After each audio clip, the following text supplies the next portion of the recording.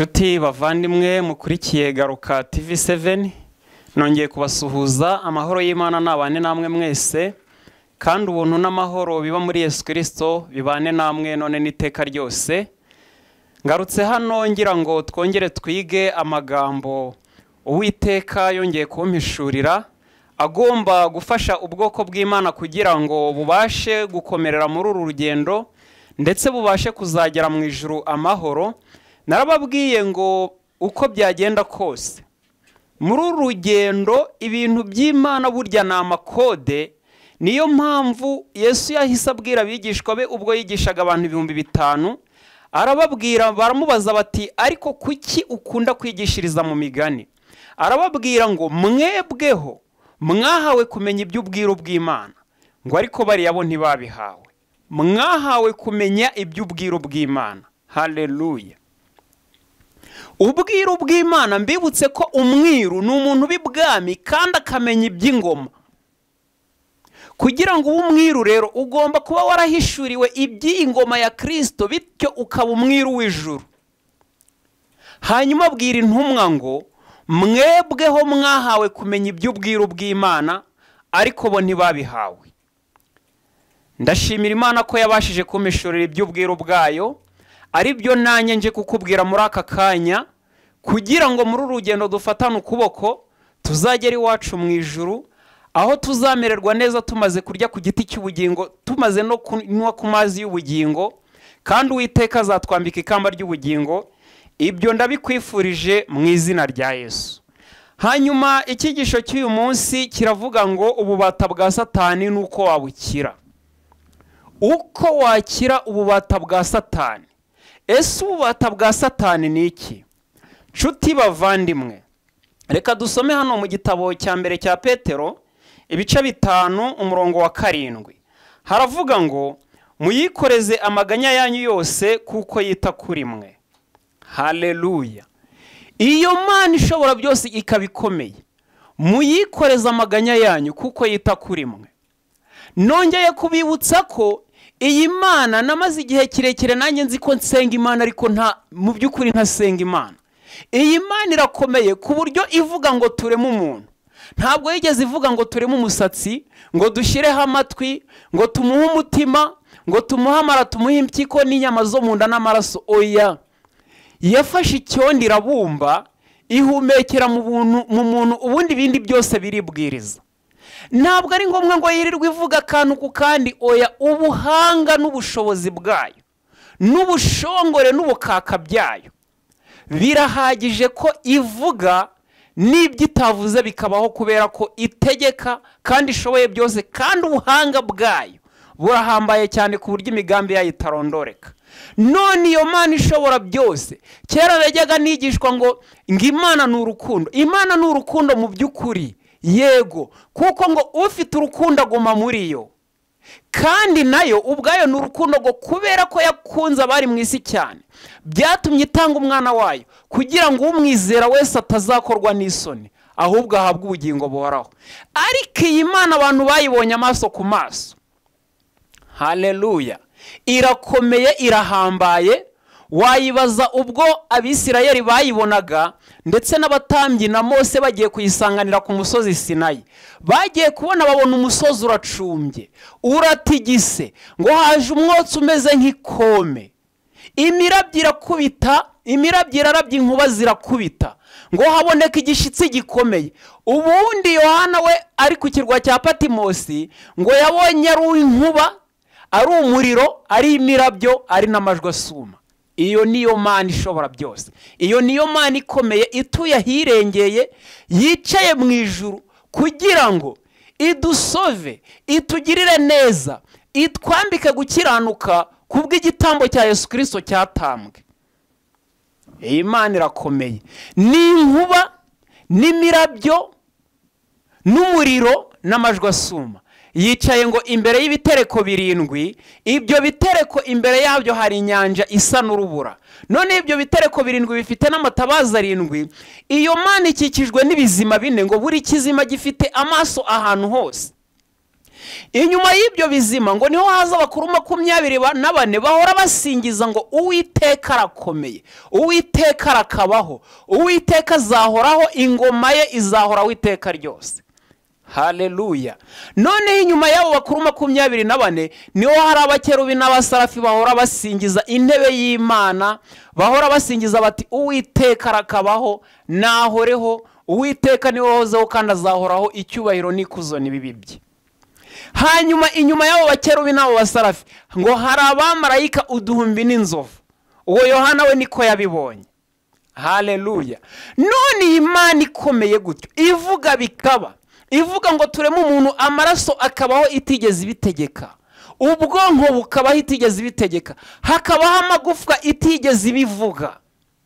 Kuvuga ngo tureme umuntu gusa bikaba bihagije.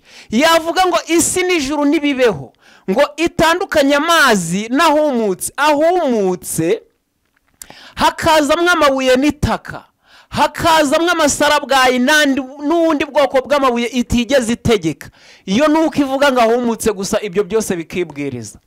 Ndagira ngo nkumenyeshe ko turi mu Mana, ntabwo ari ngombwa ngize ngikubwire ngo nkoze iki gusa, nkoze iki. Reka da, Imana yagusuye ibintu byose biribwiriza. Iyi Mana rero nifuza ko ariyo wasenga, kuko nge namaze igihe kirekire mbeshwa ko nsenga iyi Mana, ariko iyi Mana nyimenye mu myaka 2 gusa. Iyi Mana rero ikomeye gutya yabonetse muri ubu buryo, y'imirabyo n'inkuba n'umuriro n'amajwi asuma, ishobora byose, yaremye ibintu byose. Irakubwira uyu munsi ngo uyikoreza amaganya yawe yose ikuruhure. Kandi mfite ibimenyetso birenga 10 binyereka ko Uwiteka yaje akabana nawe, uhita ubona amahoro pe. Yesu ashimwe cyane. Ku murongo wa 7 uravuga ngo muyikoreza amaganya yanyu yose kuko yita muri kuri mwe. Mbabwire ko muri uru rugendo Uwiteka aravuga ngo mumwikoreza amaganya yanyu, kandi kuko mwikoreza amaganya yanyu umuntu warana amaganya ngo n'intimba n'ingingimira biragoye ko yagera mu bwami bw'Imana. Kuki Uwiteka yahisemo kuvuga ngo mumwikoreza amaganya yanyu? Nuko azi neza ko muyafite, kandi azi neza ko ibyo bintu ashobora kubikemura, kandi ko karabishoboye. Haleluya, haleluya. Noneho muri Matayo 12 umurongo wa 28 naho akongera akavuga ngo mwese abarushye n'abaremerewe nimuze munsange mbaruhure. Ijuru riravuze ngo mwese abarushye n'abaremerewe nimuze munsange ngire gute? Mbaruhure. Arabaruhura iki? Nuko kuruhura ibikugarije, nuko kuruhura imvune zikugose mu mitima, nuko kuruhura byinshi bigufashe nk'imigozi ikuziritse muri uru rugendo ngo utabasha kugera mu ijuru. Nyamara Uwiteka arakomeye kandi ibyo byose arabishoboye. Ntabwo ari ngombwa ko abirwanira, oya. Uwiteka ari hejuru ya byose, kandi Yesu nawe waje kugeragezwa nkatwe, ndetse agapfa urupfu rw'agashinyaguro twagombaga gupfa, nawe yanesheje urupfu. Arazuka, ubu yicaye iburyo bw'ishobora byose, kugira ngo azaduha ibyasezeranijwe ku munsi w'imperuka. Yaravuze ngo azongera gusoma kuri vino, ari uko tugeze iwacu mu ijuru tuyisangira nawe. Ubu aradutegereje, aho yazukiye ntabwo arayisomaho, kugira ngo tuzasangire mu gitondo cy'umuzuko.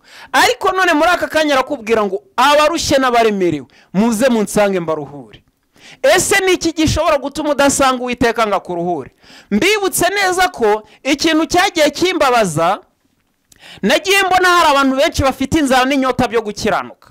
Ubwo Uwiteka yaramaze kumpamagara, namubajije ibibazo byinshi cyane.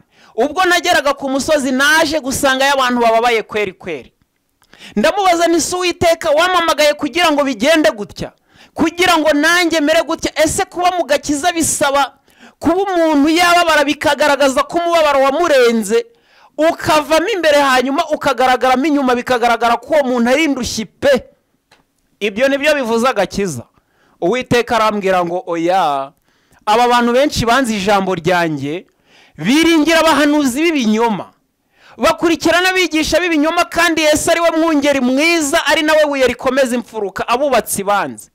Hanyuma akavuga ngo iryo buye uryizera ntazakorwa n'isoni.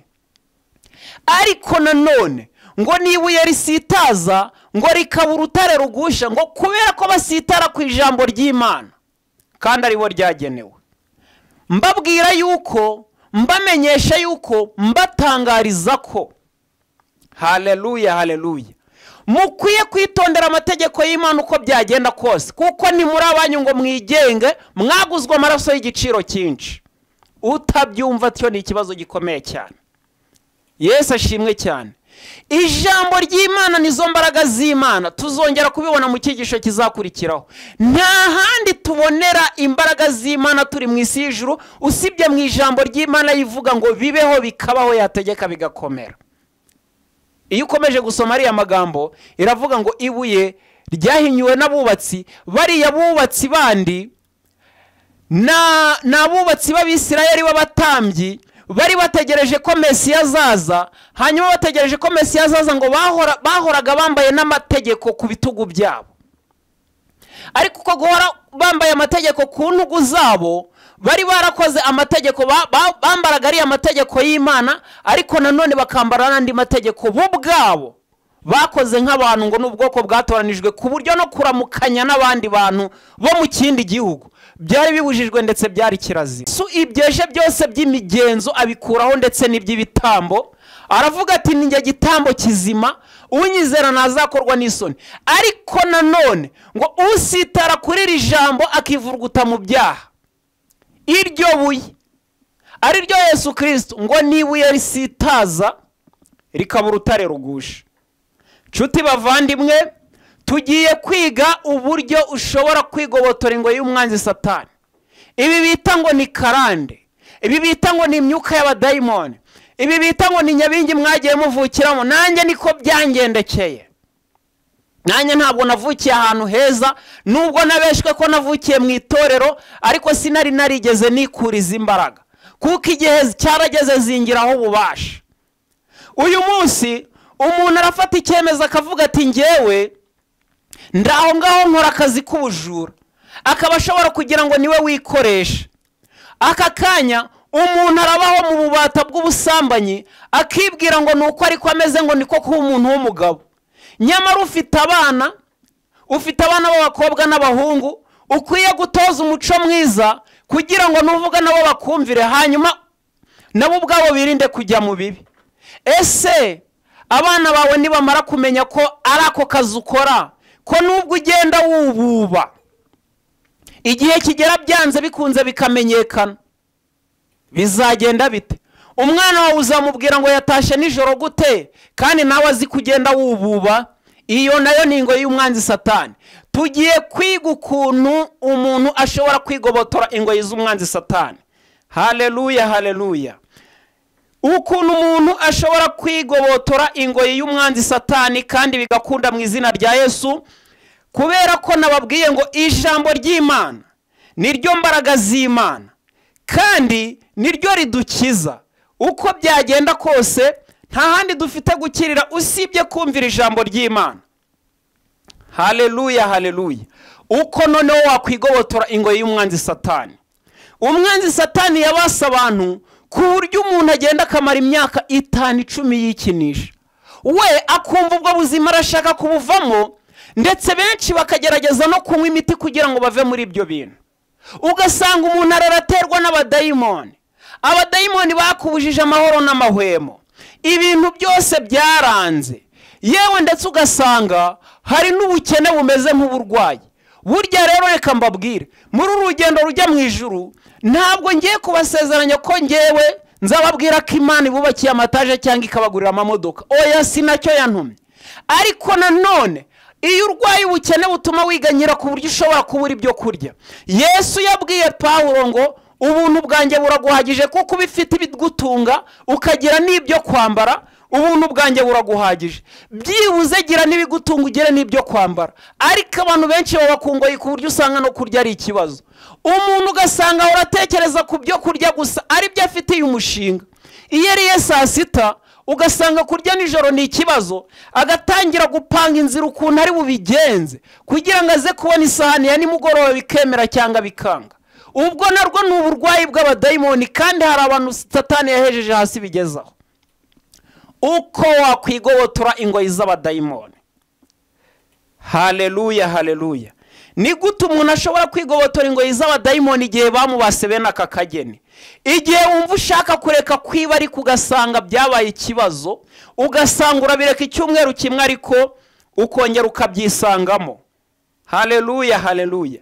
Ukongera waba ushaka kureka inzoga, ukagambira urutubu ngewe nayiretse, ariko ugasanga byarananiranye, iminsi 3 irashira ukongera ukayigarukaho, atari uko uyikunze, ahubwo ngo nakaye ngo ko ku mutima ngo kayishatse. Reka da, izo ni imbata n'ububata bw'abadayimoni. Ni Satani wagufashe arakuboha kujugunya muri rwa rwobo, ariko hari imbaraga zikiza zibasha kugusanga aho ngaho mu kuzimu, aho Satani yakuzirikiye akabasha kugusangayo. Turabibona muri Matayo ibice 12 umurongo wa 29, haravuga ngo umuntu yabasha kwinjira mu nzu y'umunyamaboko ngo amusahure ibintu atabanje kuboha uwo munyamaboko, ko ari bwo yabona uko asahura inzu ye. Umuntu yabasha kwinjira ate mu nzu y'umunyamaboko ngo uyu munyamaboko uvugwa ahangaha ni Satani. Satani nawe burya hari imbaraga afite. Yahoze ari umukerewe wo mu ijuru ushinzwe kuririmba, ari umuyobozi w'indirimbo. Izi mbaraga ze arazifata akazibohesha abandi bantu bamwishyiriye, ariko nyamara iyo umaze kwishyira Satani akoresha gake gake, yamara kukuzirika. Iyo amaze kukuzirika, amaze kukugotesha ya migozi, nibwo akwereka ububi bwe, kuko iyo mbere aza akwereka nk'ahari marayika w'umucyo. Yesu ashimwe cyane. Ariko uyu munsi kashobotse kubera ko Uwiteka yamishuriye amabanga ye n'imikorere ye, ari byo ngira ngo namwe mumenye, mugende mukoresha ubu buryo kugira ngo mwigobotore iyo migozi ya Satani, maze Uwiteka ahabwa icyubahiro, nimwera imbuto z'abihannye, amaherezo tuzajya iwacu. Kandi Yesu azaza ntazatinda, igihe kirageze kuko ibimenyetso birabyerekana. Yesu ashimwe cyane. Umuntu yabasha kwinjira mu nzu y'umunyamaboko ngo amusahure ibintu. Satani uko byagenda kose, ubu buryo nubukoresha, uraza kwinjira mu nzu ye, maze umusahure usiguna muziritse. Kuko ijambo ry'Imana n'imbaraga z'Imana zifite ububasha bwo kurandura no gusenya no kurimbura no kubika ibyishirira hejuru byose kurwanya ubwoko bw'Imana. Hanyuma ngo atabanje kumuboha uwo munyamaboko, ko ari ubwo yabona uko amusahura ibye, amusahura inzu ye. Satani rero araza kuzirikwa n'ijambo ry'Imana. Gusa wowe uyu munsi numvira ijwi ry'Imana ntiwinangira umutima, kuko ndababwiza ukuri nko ku bagabo, akenshi iyo umugabo yabashije kwirinda ubusambanyi, icyaha kita ubusambanyi, kuko nsoma no muri Bibiliya kenshi, kuko nyamba nshobora kuva ku itangira ugera mu byahishuwe. Icyaha cya mbere burya Satani afatiramo abantu ni ubusambanyi, kandi ni icyaha Bibiliya ibuzanya kenshi. Ijambo ry'Imana, mwirinde ubusambanyi, mwirinde ubusambanyi, mwirinde ubusambanyi, ngo kubera ko ari icyaha gikorerwa imbere mu mubiri, niyo mpamvu cyorohera Satani kuba yakwinjirira hanyuma akajya mu maraso. Kandi abadayimoni ngo iyo dayimoni yasohotse muri wowe, haleluya haleluya, ngo aza gusura ko inzu ye ikubuye. Iyo asanze ikubuye rero, ngo aragenda akazana abandi 7 barushaho kuba babi cyane. Iyo havuyemo abadayimoni 100, ubwo azana abandi bazana 700, na babandi 100 bakaba 800. Iyo hakuvuyemo 1000, mwitone nshuti z'Imana, mwebwe mwabashije kumenya izina ry'Imana, mugakurira mu buntu bwayo, mukabatizwa mu izina rya Yesu, Imana igashora imizi muri mwe, hanyuma ikamanura imvura ya Mwuka Wera akagwa mu butaka bwiza. Ni ihurizo rikomeye cyane ryo kuba mutakwita kuri ibi bintu mugasubira inyuma, kubera ko ngiye musubira inyuma mubohwa kurusha undi muntu wari wese inshuro 7, kuko abadayimoni wari ufite bikuba inshuro 7. Ariko ndabifuriza kugira ngo mube mu buntu bw'Imana. Imana ishobora byose ibane namwe, ahubwo mubasha gucika ingoyi ya Satani, tuzagere mu munezero wa Data. Haleluya. Impamvu naringarutse kuri iki cyaha cy'ubusambanyi, Salomo we bwenge mwene Dawidi yabivuze neza ngo abagabo bububa bagenda bububa ngo baba bameze nk'ibimasa bigiye kubagwa. Tekereza neza nshuti yanjye, abagabo ngo bububa baba bameze nk'ibimasa bigiye kubagwa. Ngaho tekereza, abana bawe na sosiyete baraho bazi kuri ruhaya, bazi ko tireti igenda ifunguye kugira ngo witegure gukora ako kazi kose, nawe ukishyira hejuru uti ndi umugabo. Ngaho tekereza abana bawe b'inkumi bazi ko ise ubabyara ari umuntu umeze atyo ateye atyo, ni agahinda gasaze, ni amarira adashyira ku bana bawe, usibye ko nawe utabizi utabitekerezaho. Ahari mwuka w'Imana gufunguye amaso wamenya ububi bw'icyo kintu, ndetse ko ari n'igisebo gihambaye. Haleluya. Tugiye kureba rero uko iri jambo ry'Imana ushobora kurikoresha ugakira ubuhehesi, ugakira itabi, ugakira kwikinisha, ugakira gusinda n'ibi byose Satani yakubatishije, kubera ko tubonye ko tugiye kwinjira mu nzu y'uwo munyamaboko. Twamara kuyinjiramo tukamusahura ndetse tukamuzirika mu izina rya Yesu. Kandi ibyo bintu bibaho, byarabaye, ngende umugabo wo kubihamya. Haleluya, haleluya. Wananiwe gucika ku kintu runaka ngo wanyoye imiti byarananiranye. Oya, nanjye hari ububata bwa Satani nigeze mbamo nkanywa imiti bikananirana, nkajya kwivuza bikanga bikananirana. Dayimoni akanga akaba dayimoni, ukihangana iminsi 5 ariko wa gatandatu bikanga bikananirana.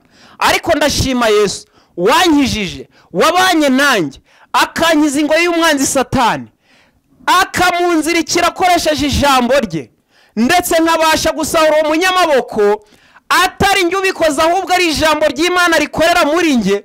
Ubuntu bw'Imana bukabasha gukora imirimo n'ibitangaza bikomeye cyane, ku buryo nshobora kubwiriza kuri televiziyo bene aka kageni nshiza amanga, kandi numva nta mutima uncira urubanza, kuko mbaye muri Yesu numva ndamahoro. Haleluya. Iyo umaze kugera muri ubu buzima wumva ufite umunezero, wishimiye no kuba mu Mana, kandi ukagira umutima wo kunyurwa, ku buryo wumva ibikanza abandi wowe bitagukanga. Utangira kugira kimwe mu bintu bizakwereka ko wuzuye mwuka wera, ukubona amahoro yo mu mutima. Haleluya, haleluya, haleluya. Yesu ashimwe cyane.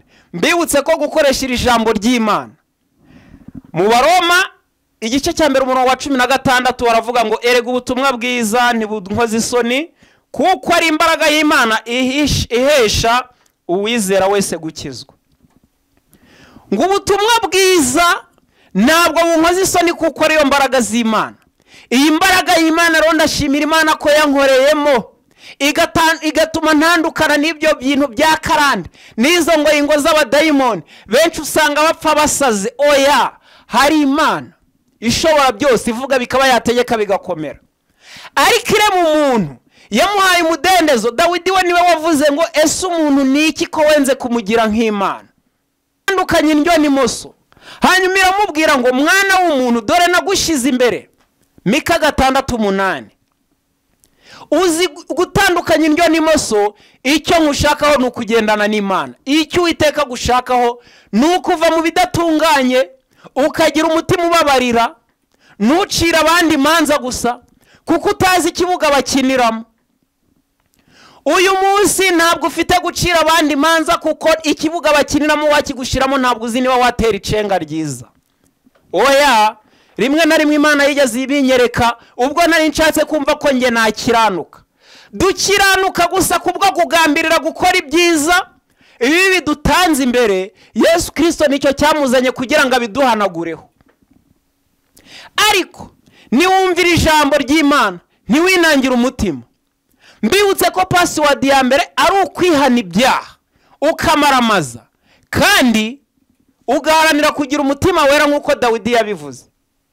Ubwo yaramaze gukora icyaha cy'ubusambanyi, yarangiza gukora icyaha cy'ubusambanyi akikisha umugabo w'umugore yasambanyije. Hanyuma Imana ikaza kumutumaho umuhanuzi akamubwira ati erega wowe nyagasani, wabashije gukora ibyangwa n'Uwiteka. Dawidi yarazi neza ko agomba kwicwa n'amategeko y'Abisirayeli, kuko uwakoze icyo cyaha yagombaga guterwa amabuye byanga byakunda. Ariko aravuga ati gupfa ntacyo bimbwiye, ikibazo nuko nacumuye ku Uwiteka. akimara kwemera ibyaha bye, Imana ibwira umuhanuzi ngo ubwo yemeye guca bugufi kandi ari umwami, niwe ufite umutima nishimira, ndamubabariye ntabwo agipfuye. Dawidi aravuga ati oya kumbabarira ntabwo bihagije, kubera ko ndi umunyabyaha imbere yawe kandi warangiriye neza ukamamagaza ukuboko kwawe. Aravuga ati dore ndi umuntu rero, ibyo nakoze n'ubundi nabyongera kuko nambaye inyama n'amaraso, ariko mu mutima wanjye ndagambiriye ku buryo numva ko ntashaka kongera gukora bene aka kageni mpemukira umuremyi wanjye. Maze muri Zaburi ya 51 ku murongo wa 11 n'uwa 12 ravuga ngo rero Uwiteka ntunkureho umutima wawe, kandi umutima wanjye ntukomeze kuwugira gutya, umpindure umutima mu mutima wera, kandi ntunkurireho n'umwuka wera. Haleluya, haleluya. Aribyo ngira ngo aka kanya mbere yuko twinjira muri iyi nzu y'abadayimoni ngo tuyisahure ndetse tubazirikiremo abo dusanzemo, izo mbaraga z'umwijima tuzifata mpiri nk'uko twahamagariwe n'ubuntu kubwo kwizera, ndetse ngo twamamaze ishimwe ryaduhamagaye. Biragoye ko wakwinjira muri urugendo rujya mu ijuru uziritse bene aka kageni, ntabwo binashoboka. Ntabwo waba uri umusinzi kabuhariwe, uri umunywi w'itabi, urara ugenda mu nzu z'abagore utegereje kureba aho wasesera, nk'uko Salomo yabivuze ngo umeze nk'ikimasa kigiye kubagwa. Igihe cyose ugenda wububa kandi warangiza ukaza mu ijambo ry'Imana ngo nanjye ndi umudiyakoni, ndi umuririmbyi. Iyi ngoyi ukwiye kuyigobotora uko byagenda kose, kuko bitabaye ibyo nyir'uruzabibu nuza nk'uko tubibona muri Yesaya igice cya 5 ngo Uwiteka azakuraho uburinzi kuko abantu banze kwera imbuto zera imizabibu, ahubwo bakera indibu, kandi imizabibu ari igomba kuvamo umutobe, noneho umutobe ukanyobwa na nyir'uruzabibu ari we Data wa twese. None ngo kubera ko ubwoko bweze indibu aho kugira ngo bwere imizabibu, ngo nzasenya uruzitiro rwari rubakingiye, ngo hanyuma uru rutoki runyukanyukwe. Uwiteka ntabwo azakomeza kwihanganira abantu bumva ijambo ry'Imana bakarikerensa, ntabwo bizashoboka. Azakuraho uruzitiro, nta kindi kizakunyukanyuka usibye abo badayimoni bazava hirya no hino. Nibamara kukunyukanyuka ngo uzonwa, ntabwo ari kukunyukanyuka gusa, ahubwo ngo hazabaho no konwa, ngo kubera ko inzira yawe izabibaye nk'inzira irimo imifatangwe n'amahwa. Haleluya. Uyu munsi nubona ubuntu bw'Imana ntubupfusha ubusa. Hanyuma rero ngo uburinzi nibumara kuvaho, ntabwo ari ukonwa gusa no kunyukanyukwa, ahubwo ibyo nibimara kurangira ngo Uwiteka azarurimbura. Mbibutse ko hagiye kuzabaho imperuka. Haleluya, haleluya. Mbifurije ko mu gitondo cy'umuzuko tuzagera iwacu ni mu ijuru. Mbibutse ko niba Yesu yaratinze, wowe ntabwo utinze, kuko namenye ko kuri iyi si burya umuntu anabaho igihe gitoya. Rero niba warabaswe n'ububata, ntabwo bishoboka ko wazagera mu bwami bw'Imana uziritse gutya, kubera ko ibyo ukora nubwo bikoreshwa na Satani n'abadayimoni, uko byagenda kose ni icyaha imbere y'Imana. Kandi abanyabyaha ntabwo bazagera kwa Data. Mu ijuru hazajyayo abera baboneye rwose. Ababera baboneye rwose bazajyayo bate? Ese ninde wera kuri iyi si? Abagerageza gukora ibyo gukiranuka bafite inzara n'inyota byo gusanga Data, bakitondera amategeko y'Umukiza. Abangaba ibibananiye iyo bamaze gupimwa inzara no gukiranuka bafite, Yesu Kristo yicaye hagati ya bya bitereko 7 nababwiye biri imbere y'Imana, ari kiri ku ntebe y'imbabazi, avuga ati Data, uyu naramucunguye n'ibise by'amaraso yanjye, n'ikimenyimenyi afite inzara n'inyota byo gukiranuka, ariko ari ku isi yambaye umubiri. Kandi Yesu nawe ngo abasha gutabara abageragezwa, kuko nawe ari ku musaraba yacitse intege, aravuga ngo Data niki gikundekesheje. Uwiteka yohereza imbaraga zivuye mu ijuru, ziraza zigera kuri Yesu. Zimaze kugera kuri Yesu aravuga ngo noneho Uwiteka Data, kari wowe wantumye, noneho nibibuko shaka. Icyo Data yashakaga rero nuko Yesu yagombaga gupfa mu kimbo cy'umuntu, kandi byarangiye ari no ko bigenza uko Data bishaka. Haleluya. Hashimwe Yesu wemeye kuba igitambo cyo kugira ngo apfe twe tubeho, abambwe twe tubamburwe, hanyuma agakiza kagere ku mpera y'isi, kuko hari haratoranijwe ubwoko bwa Isirayeli gusa noneho ubu bwoko bwa Isirayeli bumaze gutoranwa, hanyuma ngo nibwanga agakiza, Yesu Kristo nawe namanikwa ku musaraba yireherezeho abatuye isi bose. Aho nanjye niho naziye. Nanjye nkubwira ibi ngibi, nahindutse umwigishwa wa Yesu kubera uwo musaraba, atari imbaraga zanjye, atari imirimo yanjye, ahubwo kuko Uwiteka yamisemo nkivuka igihe cyagera akampamagara. Haleluya, haleluya. Tugiye gukira ubuhehesi, itabi, kwikinisha, gusinda, kunigwa n'abadayimoni nijoro, guterwa n'ibitero by'abadayimoni ukumva ngo kandi ngo umuntu yasaze, ugasanga uri kujya gushaka abahanuzi ngo bagusengere. Reka da, ibyo bintu bigiye kurangirira ahangaha. Nugendera muri iri jambo ry'Imana, uko byagenda kose nge niko nakize. Ubu buryo Uwiteka nari ndimo nyibabwira ko nyine imbaraga z'Imana ari ijambo ryayo. Kugeza uyu munsi ntabwo ari ngombwa ngo wiringire abahanuzi, ntabwo ari ngombwa ngo wiringire abigisha nkatwe uhereye no kuri nge. Oya, Yesu niwe mwungeri w'ukuri kuko apfira intama ze. Ngewe ntabwo napfa kugupfira. Oya, naba nkubeshye. Ngewe ndi hano nk'umugide kugira ngo nkutangarize ibyo Yesu yantumye bibasha kugukura mu bubata bw'umwanzi Satani, ariko ntabwo ugomba kungirira icyitegererezo. Ari nawo mutego abantu benshi babwiriza butumwa n'abahanuzi bagwamo. Haleluya, haleluya. Ndagira ngo nabo ubwabo bamenye neza ko Data wa twese ari uri mu ijuru, kandi Yesu Kristo ari we wacunguye inyoko muntu. Ibyawe bibwire Yesu uhengetse umusaya, witeguye kukumva ukutaka nukurira, kandi we ntabwo azaguteza abantu. Haleluya, haleluya. Nyimara kumva aya magambo rero, naje gukoresha aya magambo y'Imana, kuko ngo Bibiliya ari ijambo ry'Imana, ndetse ngo ari ibyahumetswe bya Mwuka Wera, ngo niyo mpamvu bitabasha gusobanukirwa n'umuntu uwo ari we wese keretse umuntu wuzuye imbaraga, kubera ko ibi ntago wabyiga muri theology, ibi ntago wagira PhD yabyo ngo uvuge ngo urabisobanukirwa. Yesu Kristo abimenyesha uwo ashaka, kandi ngo yahisemo kubimenyesha injiji asize intiti. Niyo mpamvu abashumba ubwo yavukaga bamenye ko umukiza yavutse, ariko abatambyi, abafarisayo babigisha amategeko, abasadukayo ntibabimenya.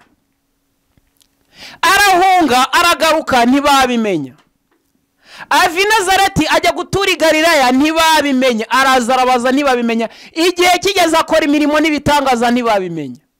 Yewe anavuze ati nyamara ni ngewe waje kubazanira agakiza, ni ngewe Imana yazanye, etuma hano mu isi ndi umwana w'Imana, kuko yamaye ubutware n'ubushobozi bwo gukiza ibyaha ndetse no kwirukana ingoyi z'abadayimoni ku bantu. Baravuga bati uwo wiyita Mesiya agomba gupfa, kandi koko birangira banamwishe.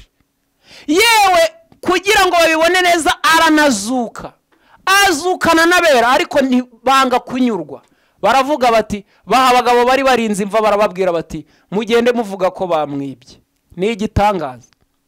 Ntabwo rero ibi ngibi bisaba ngo uri intiti, nta nubwo bisaba ngo wize amashuri menshi cyane, ntabwo bisaba ngo ufite imitekerereze ihambaye kuruta abandi, ntabwo bisaba ngo uri umushumba, ngo uri umudiyakoni, we ngo uri apotre. Oya, ibi ngibi Yesu abimenyesha uwo ashatse, kuko ubwo yasangaga intumwa mbibutse yarazibwiraga ngo we nkurikira. Ntawe musabaga ngo nkukurikire ngo bigende gute. Yaramutoranyaga kumubwira ngo wowe nkurikira. Nyamara umusore waje nyuma ashaka kuba intumwa ntago byakunze. Yaramubwiye ati witondeye amategeko. Ati nge nitondeye amategeko yawe. Waramaramaje ibintu byose. Ati nge nabishize ku murongo, ndi mu murongo w'agakiza meze neza. Ariko Yesu kubera ko ari uhitamo intumwa, wowe utamugira inama yuko ahitamo intumwa, cyangwa se utamugira inama yuko yaguhitamo, ibi bintu aba yarabipanze uko ashaka, hanyuma agahitamo intwaro akwiye gukoresha mu gihe runaka, kugira ngo iyo ntwaro ibe iyo kurandura no gusenya no kurimbura. Uyu munsi nanjye Uwiteka yangize intwaro, ndamushimira, yo kurandura ibyo byose byakubase, maze ukinjira mu munezero. Hanyuma ngewe ubwo namaraga kumenya ibi bintu, naje kubicekinga koko nsanga nibyo, kandi koko birankorera. naje guhitamo Zaburi ya 35. dore ukuntu ugiye kubigenza kugira ngo winjire mu nzu ya Satani, hanyuma umuzirike, hanyuma ubashe kumusahura ubutware. ubifashijwemo na Yesu Kristo uraza kumunesha mu izina rya Yesu. impamvu rero nari nababwiye kuri Dawidi ngo yaravuze ngo umuntu niki kowenze kumugira nk'Imana. ibi Yesu ntabwo yaza kubigukorera utabifite mu ruhari, oya. mbibutse ko Yesu ubwo yapfiraga ku musaraba we yaduhaye ubutware n'ubushobozi bwo kurandura no gusenya no gufata miri ibyo byose byishirira hejuru kurwanya ubwoko bw'Imana. cyakoze Yesu Kristo niwe wanesheje. ntabwo rero ageza kuturwanurira, ahubwo nitwe turwana. ni nayo mpamvu yaduhaye ziriya ntwaro ziboneka muri Efeso igice cya 6. haleluya.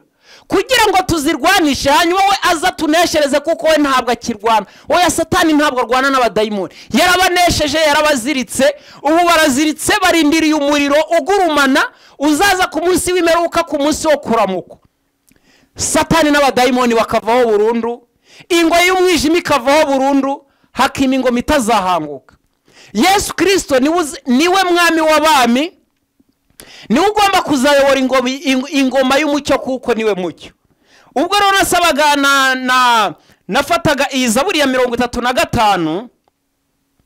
Zaburi ya 35. haleluya, haleluya. icyubahiro n'ikuzo ni bibyo Uwiteka. mushimire Uwiteka kuko ari mwiza, imbabazi ze zihoraho iteka ryose. yararebye asanga muri ku ngoyi, kandi hari abantu benshi bafite inzara n'inyota byo gukiranuka, ariko noneho bari ku ngoyi ya Satani kandi banze kuhava kubera imyigishirize bakurikiye, ndetse abahanuzi bakiringira n'abigisha b'ijambo ry'Imana aribo batwebwe, aho kugira ngo bahange amaso Yesu Kristo wabapfiriye, bahange n'amaso umusaraba. kandi nta kindi cyagukiza usibye umusaraba wenyine, kuko Yesu aravuga ngo ninjye mwungeri mwiza, kuko umwungeri mwiza apfira inshuti ze. kandi akavuga ngo ninjye mwungeri mwiza kuko ari njye bakwirembo, abandi n'abajura. burya twebwe iyo dushatse kwishyira mu cyimbo cya Kristo tuba turi abajura, kandi ngo umujura ntazanwa n'ikindi usibye kwiba, kwica no kurimbura. Yohana igice cya 10:10. abo bajura utumbira ntibazanwa n'ikindi usibye kwiba, kukwiba agakiza, kukwiba ubuntu bw'Imana, kukwiba ikamba ry'ubugingo, ndetse no kukwica mu buryo bw'umwuka, kubera ko kwiherezo nukomeza kuyoba nawe ukabyemera gutyo kugira ngo wumve iki ijambo ry'Imana rikubwira, ugakomeza kwikusanya ku byo abantu bakubwiye kuva kera ngo uri mu madini, ngo idini yawe niyo y'ukuri. idini y'ukuri twarayibonye muri Yakobo, ni ugufasha imfubyi n'abapfakazi n'abantu bari mu mibabaro yabo, no kwirinda kwiyandurisha iby'isi. hanyuma rero numara gusengera mu idini y'ukuri, Yesu arakubwira ngo ugere ikirenge muke utumbire umusaraba. ubwo nari maze rero gukoresha iyi Zaburi ya 35, ariko ushobora guhitamo nawe iyagufasha, ariko ngewe iyi niyo yangejeje ku ntsinzi.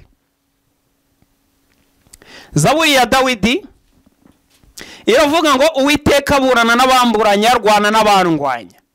mwibutse ko nta mwanzi uri ku isi, nta muntu uw'umwanzi wawe uhari. abanzi ufite ni 3. umwanzi wa mbere ufite ni umubiri wawe, umwanzi wa kabiri ufite ni isi, umwanzi wa gatatu ufite ni Satani. haleluya, haleluya. hanyuma ubona nk'abanzi bawe hari igihe ariwo mugisha wawe, ariko kubera ko Satani yabakoreyemo ukabona nibo banzi bawe. kandi usibye kutarabimenya neza, nukomeza gukurikirana iyi televiziyo neza, numara kumenya ko uri mubi uzahita ubona amahoro. umunsi natangiye kugira amahoro ni umunsi namenye ko ndi mubi. kuko abantu benshi mugirana ibibazo, wowe uzi ko ari wowe kugirira nabi gusa. oya, nawe hari icyo waba ukora kugira ngo ibyo bibi bikuzeho, ndetse n'abo bantu mugirana urwango, ariko wowe agaciro ibyo wakorewe, ariko wowe ibyo wakoze muri icyo gikorwa kugira ngo mugirane ibibazo ntibihabwe agaciro, kubera ko Satani yaguhumye amaso. buri gihe akwereka ko abantu ari bo kibazo kuri wowe, nyamara Satani niwe ubihangamo kugira ngo namara kukwereka ko abo bantu ari ikibazo, ubange. numara kubanga, umugisha wakabaye ubavaho. mbibutse ko Imana idakorera mu biti n'amabuye, ahubwo ikorera mu bantu. umugisha wakabaye uva kuri abo bantu kuzaho uhagarare, noneho kwiganyira kube kwiganyira, Satani arushaho kukuboha. Zaburi 35 rero nakoresheje umurongo wa mbere tugera ku ndunduro, yaravugaga ngo, Zaburi ya Dawidi, Uwiteka abonana n'abamburanya, rwana n'abandwanya, enda ingabo nini uhagurukire kuntabara, kandi ushingure icumu mu ntagara, wimira abangenza, ubwire umutima wanjye uti ni njye gakiza kawe. Abashaka ubugingo bwanjye bamware bagire igisuzuguriro, babe nk'umuramutumurwa n'umuyaga, kandi marayika w'Uwiteka abirukane. Inzira yabo iba umwijima n'ubunyereri, kandi marayika w'Uwiteka abagenzi. Nuko banegeye ikigoyi kubushya badafite impamvu, kandi badafite impamvu bateze ubugingo bwanjye kubushya. Kurimbuka ku mutungure, ikigoyi yateze aba ari we gifata ubwe akigwe marimbuke. Nibwo umutima wanjye uzishimira Uwiteka, uzishimira agakiza ke. Amen. Iri jambo rero ukuntu ugiye kurikoresha, uravuga uti njyewe kanaka, njye nitwa Iradukunda Jean Bosco, amazina yawe sinyazi, niba uri Koroterida ntabwo mbizi, niba uri Benimana ntabwo mbizi, ariko ukoresha amazina yawe. Kandi ibingibi ntabwo bikorerwa mu mutima, urabyatuza akanwa kawe iyo wari uzi ururimi rwawe icyari cyo. Ariko mbere na mbere ni ukubanza kwihana ibyaha byawe, ukabwira Imana uti Uwiteka narateshutse, njye mu nzira zidatunganye, ariko mbabarira kandi mfashe icyemezo cyo kubireka, cyakoze mu imbaraga zo kubireka. None numvisha umwigishwa wawe wahishuriye iby'agakiza kawe, ambwira uko ngomba kurwana n'uburyo ngomba gukoreshwa ziriya ntwaro ziboneka muri Efeso igice cya 6. Ambwira ko ijambo ryawe arizo mbaraga zawe nizize zikorere mu mutima wanjye. Haleluya, haleluya. None uvuga uti njyewe Benimana, njye nitwa Iradukunda Jean Bosco, naravuze nti njyewe Iradukunda Jean Bosco, Uwiteka aburana n'abamburanya, rwana n'abandwanya. Abandwanya ni itabi. Hanyuma aba bandwanya nkakuraho iri jambo nkavuga ngo njyewe Iradukunda Jean Bosco ni imbere yawe Uwiteka, burana n'iri tabi ryangizeho akarande mu izina rya Yesu. Iradukunda Jean Bosco, burana n'ubu buhehesi bwangizeho akarande mu izina rya Yesu. Ubwo uzajya uvuga amazina yawe, uvuga uti rwana n'ibindwanya. Ibikurwanya ni ibiki? Nibyo ni ukwikinisha. Uvuga uti rwana n'aba badayimoni bantera kwikinisha, njyewe kanaka, amazina yawe Uwiteka ndi imbere yawe, ijambo ryawe namenye ko arizo mbaraga zawe, rwana no kwikinisha n'uyu mudayimoni unera kwikinisha mu izina rya Yesu. Rwana n'uyu mudayimoni unera ubusinzi mu izina rya Yesu. Njyewe Benimana, njyewe Florida, njyewe kanaka, uvuga amazina yombi yawe uyature mu izina rya Yesu, kuko wakijijwe n'ubuntu kubwo kwizera, atari ku bushake bw'umuntu uwo ari we wese, ahubwo byaturutse ku rukundo rw'Imana. Iyi Mana rero yaje gushaka, nicyo gihe ngo winjire mu nzu y'umunyamaboko, winjire mu nzu y'abadayimoni, ubashe gufata miri, ubufatishije ijambo ry'Imana, ufata abadayimoni, ufate Satani, hanyuma numara kuzirika umunyamaboko uzahabwa ubugingo buhoraho. Iri somo ukomeze ngo, kandi ushingure icumu mu ntagara, Uwiteka njyewe kanaka, amazina yawe, shingura icumu mu ntagara, uritere kanaka, ubusinzi, ubuhehesi, itabi, ibyo byakubase. Abadayimoni barara baniga nijoro, karande zigize akara kazajya, imyuka ya nyabingi yigize akara. Ijambo ry'Imana ribasha gusenya ibyo bintu byose. Hanyuma ku murongo wa 5 haravuga ngo, babe nk'umuramutumurwa n'umuyaga, kandi marayika w'Uwiteka abirukane. Marayika w'Uwiteka yirukana abadayimoni bantera kwiba mu izina rya Yesu. Njyewe Iradukunda Jean Bosco, uzajya uvuga amazina yawe, marayika w'Uwiteka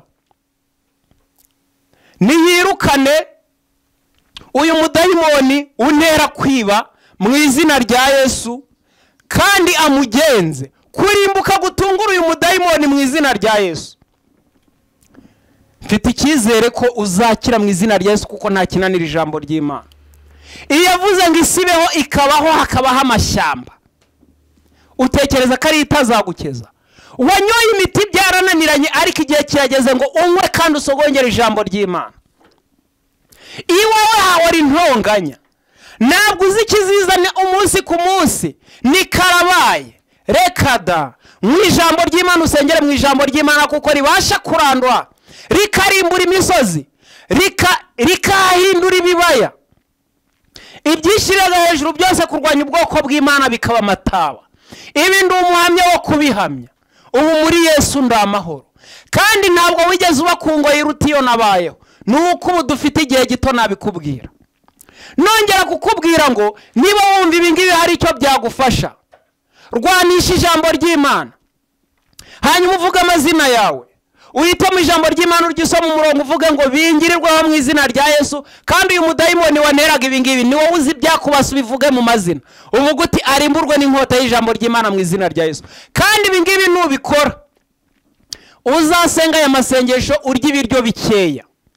Ahangaha niho hazamo akamaro ko kwiyiriza ubusa. Kwiyiriza ubusa wowe ntabwo bishoboye, ntabwo bimenyereye, ariko ukeneye gukira. Iyo umuntu ahaza burya, tuvuga niba ari umudayimoni w'ubushyuhe ugutera kumva ko wasambana igihe cyose. Igihe cyose wasenze gute ntukarye ngo wumve ko uhaze, kuko guhaga bishobora kukuganza wasenze n'amasengesho makeya bitewe n'intege nke za muntu ufite, hanyuma ukuguhaga bikaza gutuma amaraso yawe agenda cyane, noneho bikakuganza, amasengesho yawe bikamera nk'apfuye ubusa.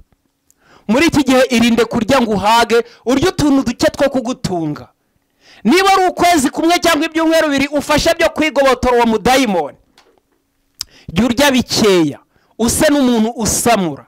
Niwumva ushonje usamure, ariko usengere muri iri jambo uvuge ngo njye mfashe icyemezo ndamaramaje.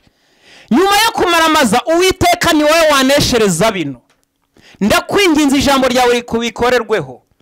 Eni ngabono nini uhagurukiye kuntabara, urimbura uyu mudayimoni unera kwiba niba uri umujura, urimbura uyu mudayimoni unera ubusinzi niba icupa ryarakubase, urimbura uyu mudayimoni unera kwikinisha niba kwikinisha ari byo byakubase, maze ubashe gukira mu izina rya Yesu. Wishimire urugendo rujya mu ijuru, maze Yesu Kristo kubera kuza wohunze icyaha wazaza bane nawe akwishimire.